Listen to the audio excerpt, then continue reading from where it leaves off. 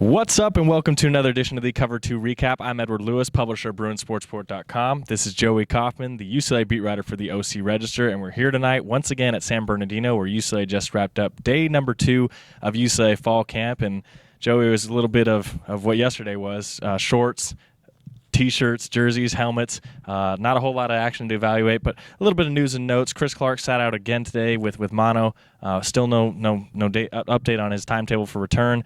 And all the other guys that sat out yesterday, the Craig Lees, the Cordell Broaduses, the Simon Goins, were out again today. So nothing huge to update there. What I wanted to get into with you was the press conferences, because we had a couple of notable ones from Noel Mazzone and Caleb Benenoch. Starting with Caleb, he mentioned that UCLA could have its best O-line, possibly in the country. He mentioned Paul Perkins could be the best running back in the country, but he also talked about blocking for a pocket passer versus blocking for Brett Hundley. What did you think of that? That was an interesting point he brought up. I think he was asked about the challenges of blocking for Hundley, and it was pretty challenging, evidently. I mean, Brett's a guy who's going to hold on to the ball for a while, try and make plays, try and maybe move out of the pocket.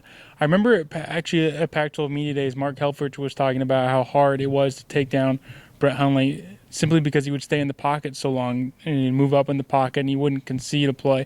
I think Moore has also talked about that, how Hundley would never concede a play.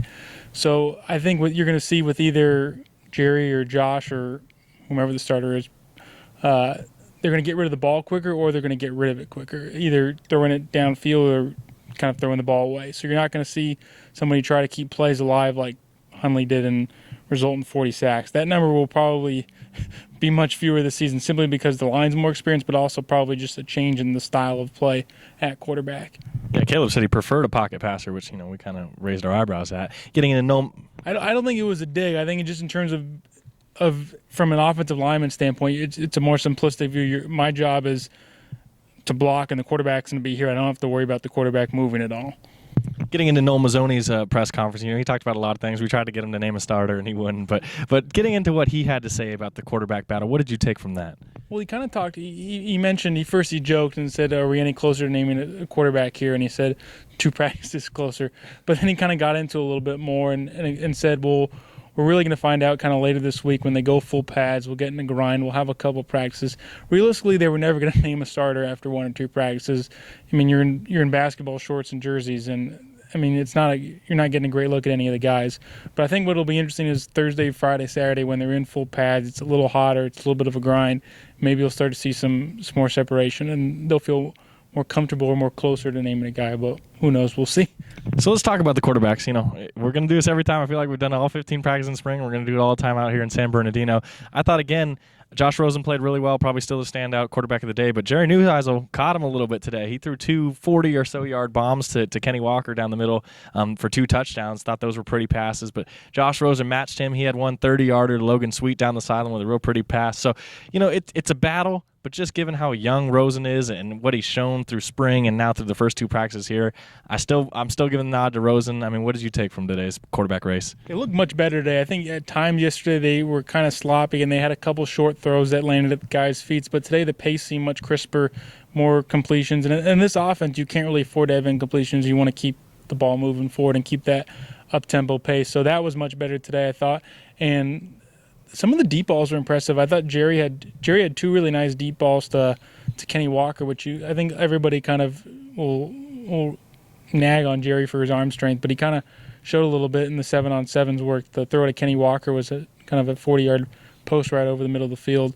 But I think people will talk about Rosen's arm strength, but you see it a lot in short yardage situation where it's a 15-yard throw and he'll really zip it in there. But he gets the ball moves quickly out of his hands.